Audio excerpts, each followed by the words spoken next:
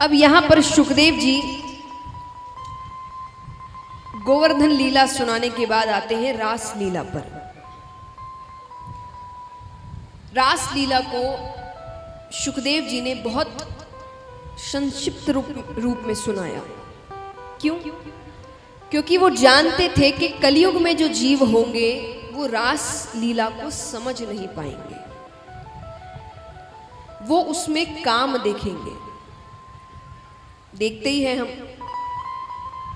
है कि नहीं? इस शब्द का प्रयोग कितने गलत वाक्यों में किया जाता है, सब करते हैं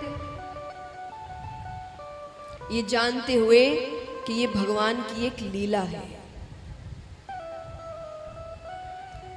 ये कोई साधारण रास थोड़ी है कि बस कुछ कन्याएं हैं या कुछ पुरुष है और सब नृत्य कर रहे हैं। नहीं, ये ब्रह्म और जीव का मिलन है।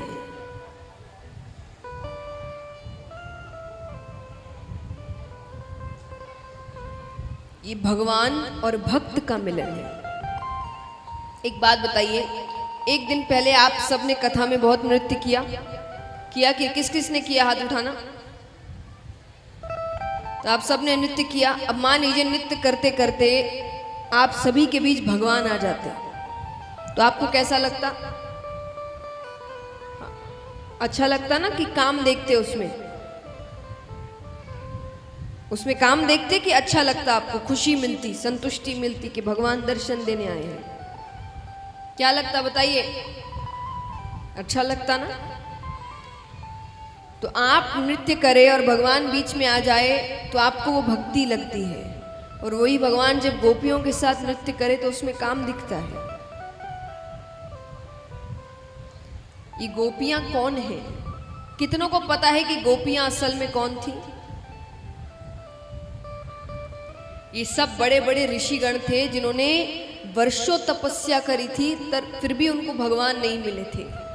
तो अंत में भगवान ने उनको वचन दिया था कि वो जो अगला जन्म लेने जा रहे हैं उन सब में भगवान उन सभी ऋषियों को प्राप्त होंगे और ऐसे रूप में प्राप्त होंगे जैसे वो किसी को प्राप्त नहीं हुए थे।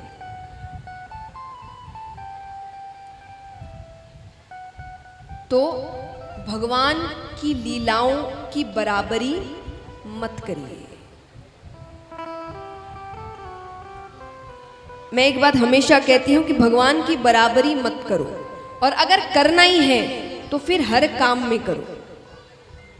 अगर आपको बराबरी करनी है तो फिर हर काम में करो। फिर अगर आप इन चीजों के बारे में बराबरी कर रहे हो तो फिर उन्होंने तो गोवर्धन पर्वत भी उठाया था। आप गोवर्धन पर्वत छोड़िए, कोई छोटा पहाड़ उठाकर दिखा दीजिए।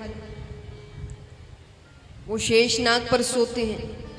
शेषनाग पर नृत्य किया था, 7 फनों वाले नाग पर नृत्य किया था। आप इतने फन छोड़िए, एक फन वाले के सामने खड़े रहकर दिखा दीजिए। और अगर ये सब नहीं कर सकते तो फिर किसी भी चीज में बराबरी मत करना। भगवान की हर लीला जग कल्याण के लिए होती है और हमारी हर लीला खुद के कल्याण के लिए होती है। और ये अंतर भगवान और हमारे बीच का कभी भरा नहीं जा सकता। इसीलिए वो भगवान है, हम इंसान हैं। तो भगवान की बराबरी नहीं करते।